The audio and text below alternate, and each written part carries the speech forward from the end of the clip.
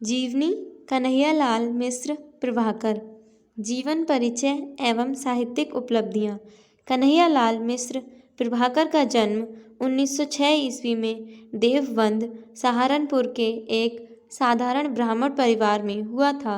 इनके पिता का नाम पंडित रमादत्त मिश्र था। वे कर्मकांडी ब्राह्मण थे। प्रभाकर जी की आरंभिक शिक्षा ठीक प्रकार से नहीं हो पाई क्योंकि इनके घर की आर्थिक स्थिति अच्छी नहीं थी। इन्होंने स्वाध्याय से ही हिंदी, संस्कृत तथा अंग्रेजी भाषाओं का गहन अध्ययन किया तथा कुछ समय तक खुर्जा की संस्कृत पाठशाला में शिक्षा प्राप्त की। वहाँ पर राष्ट्रीय नेता अशरफ अली का व्याख्यान सुनकर ये इतने अधिक प्रभावित हुए कि परीक्षा बीच में ही छोड़कर राष्ट्रीय आंदोलन में कूद पड़े। तत्पश्चात इन्होंने अपना शेष जीवन राष्ट्र सेवा के लिए अर्पित कर दिया।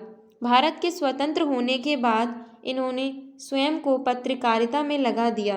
लेखन के अतिरिक्त अपने व्यक्तिक स्नेह और संपर्क से भी इन्होंने हिंदी के अनेक नए लेखकों को प्रेरित और प्रोत्साहित किया।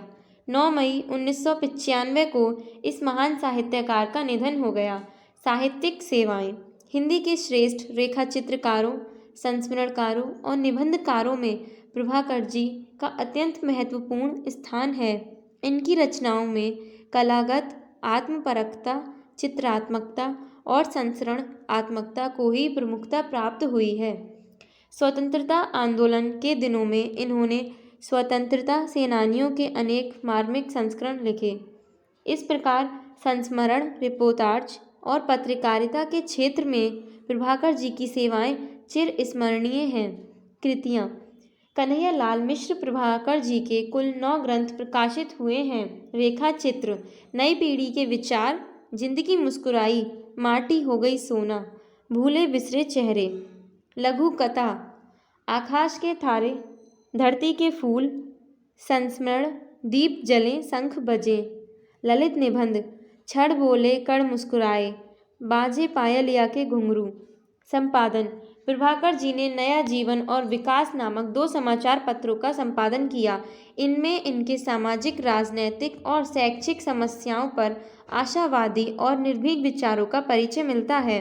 इनके अतिरिक्त महके आंगन, चहके द्वार इनकी अत्यंत महत्वपूर्ण कृति है। भाषा शैली। प्रभाकर जी की भाषा सामान्य रूप से तत्सम, प्रधान, शुद्ध और साहित्यिक खड़ी बोली है। उसमें सरलता, सुबोधता और स्पष्टता दिखाई देती है। इनकी भाषा भावों और विचारों को प्रकट करने में पूर्ण रूप से समर्थ है। मुहावरों और लोकोक्तियों के प्रयोग ने इनकी भाषा को और अधिक सजीव तथा व्यावहारिक बना दिया है। इनका शब्द संगठन तथा वाक्य विन्यास अत्यंत सुगठित है। इन्होंने प्रायः छोटे छोटे व सरल वाक्यों का प्रयोग किया है।